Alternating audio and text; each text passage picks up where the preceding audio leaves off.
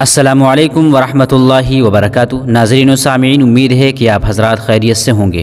دیوالی کا ٹائم چل رہا ہے۔ ایسے وقت میں بہت سے مسلمانوں کے ذہنوں میں یہ سوال آتا ہے، اور بہت سے ایسے مسلمان بھائی ہیں جو غیر مسلموں کے یہاں کام کرتے ہیں، یا غیر مسلم ان کے ملنے جلنے والے ہیں یا پڑوسی ہیں، تو ایسے موقع پر یعنی دیوالی کے موقع پر وہ غیر مسلم مسلمانوں کو مٹھائی دیتے ہیں، مٹھائی کا ڈبہ دیتے ہیں۔ تو اس مٹھائی کا لینا اور کھانا کیسا ہے، تو یہی جانیں گے ہم آج کی اس ویڈیو میں۔ اس سے پہلے آپ سے گزارش ہے کہ آپ ویڈیو کو لائک کر دیں، چینل کو سبسکرائب کر دیں۔ امید ہے کہ آپ نے چینل کو سبسکرائب کر دیا ہوگا، جزاک اللہ۔ تو چلیے جانتے ہیں کہ ایسی مٹھائی کا کیا حکم ہے۔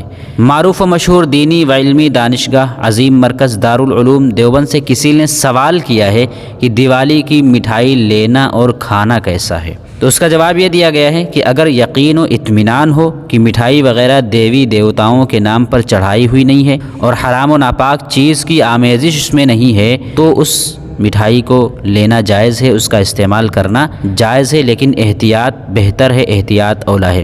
اس میں یہ بتایا گیا ہے کہ اگر کوئی غیر مسلم آپ کو مٹھائی دے اور آپ کو یقین ہو کہ اس مٹھائی کو دیوی دیوتاؤں کے نام پہ نہیں چڑھایا گیا ہے اور اس میں کوئی حرام اور ناپاک چیز کی آمیزش نہیں ہے، یعنی ناپاک چیز اس میں نہیں ملائی گئی ہے، تو آپ اس مٹھائی کو لے سکتے ہیں اور اس مٹھائی کو کھا بھی سکتے ہیں، لیکن احتیاط ہے کہ بچا جائے ایسی مٹھائی سے۔